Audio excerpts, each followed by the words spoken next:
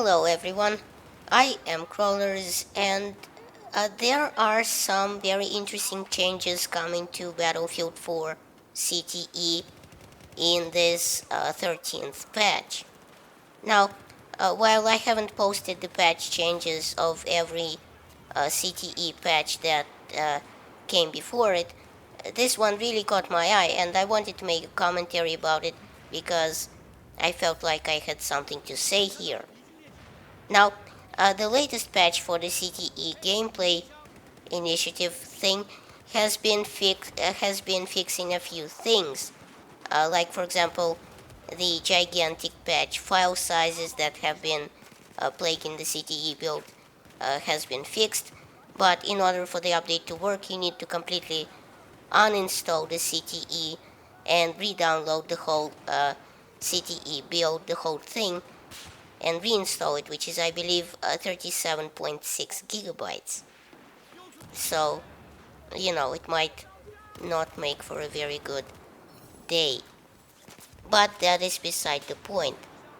They have added some minor hotfixes and tried to declutter the screen some, and added a much needed minimap scaling option, touched up some the 3D person soldier movement, such as trying to lessen the deaths behind cover when crouched, for example, by making the crouch animation quicker in the beginning in third person. So, it should help in some cases of dying behind cover.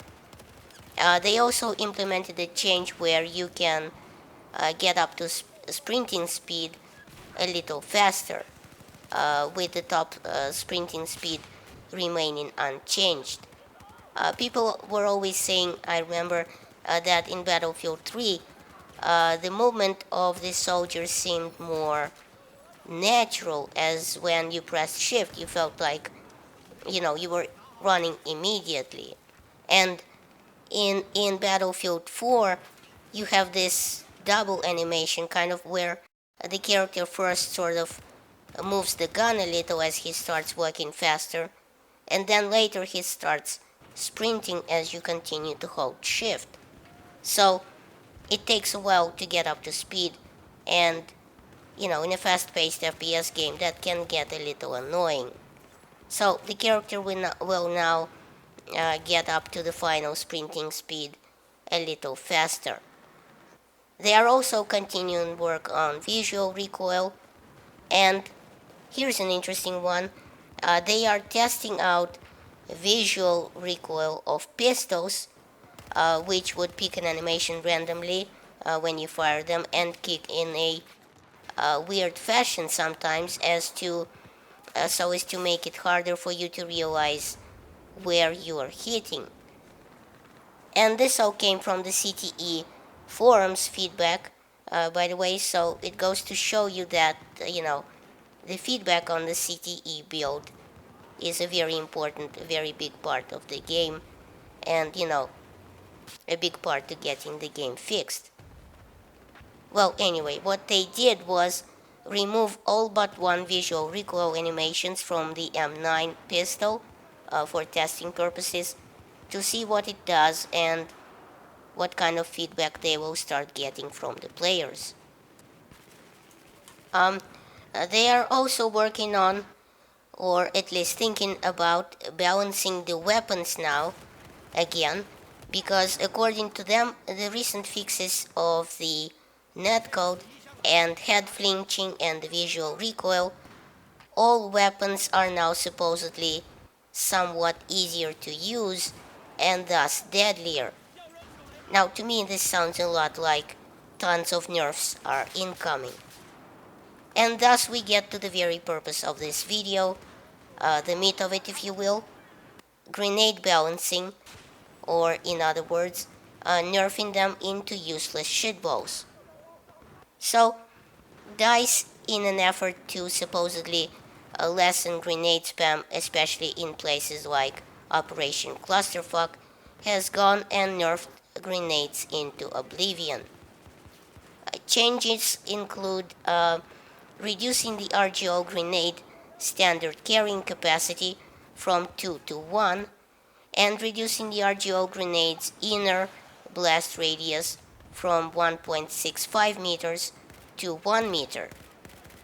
Well, what this means is that the most used grenade on the battlefield is now more or less a speedball. It also means that you aren't going to be able to get a kill on a full HP enemy, on an enemy with full HP rather, with an RGO grenade anymore, because as you remember, each RGO does a maximum of 80 damage. They are also reducing the carrying capacity of the V40 Mini from 3 to 2, and reducing the outer blast radius of the Mini from 7 to 6 meters, and the inner blast radius from 2.5 to 1 meter. This kills the grenade. Now, the most important changes are the ones relating to resupply. They have gone and severely nerfed the resupply rates from ammo boxes of pretty much all grenades and some other explosive stuff, which I will read to you right now, which, needless to say, I disagree with entirely. I mean, I think these are bad changes, and pretty much all nerfs to battlefield weapons that came before it. So, here are the specifics. They increased the pickup times of the flashbangs from 5 to 9 seconds, for the RGOs from 7 to an astounding 25 seconds, and no, that was not a mistake. 25 seconds is what they think a player has time to stand around over an ammo box during a firefight to get a grenade.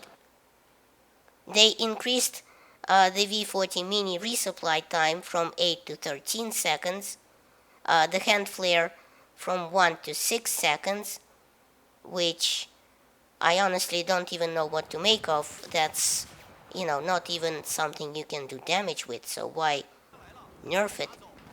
The smoke grenade resupply time went from 5 to 9 seconds, the incendiary went from 8 to a foul 25 seconds, and the all-purpose M67 frag went from a resupply time of 5 seconds to a ridiculous 25 seconds. Now, also, they nerfed the resupply time of such launchers as the XM25 launcher. For example, the XM25 launcher dart rounds also went from 1 to 3.5 seconds resupply time, and the capacity went from 5 to 4 rounds. The regular airburst XM25 went from 3.5 to 6 seconds. The 40mm 3 grenade launcher went from 8 to 18 seconds. The 40mm smoke grenade went from 2.5 to 5 seconds, matching the flashbang now. And finally, the 40mm LVG and HE grenades went from 8 to 9 seconds resupply time. All in all, I am very unhappy with these changes, I must say. I think they are bad. I think no one in their right mind would stand around for 25 seconds in one place to get a grenade. And I think when DICE decides to nerf something, they effectively turn it into a useless, why bother type of weapon. Happened before. So what do you guys think? Leave me a comment, and as always, thanks for watching. Please rate and share this video as it helps my channel grow. Check out my other videos at the end of this one. And remember, in Soviet Russia, YouTube subscribes you.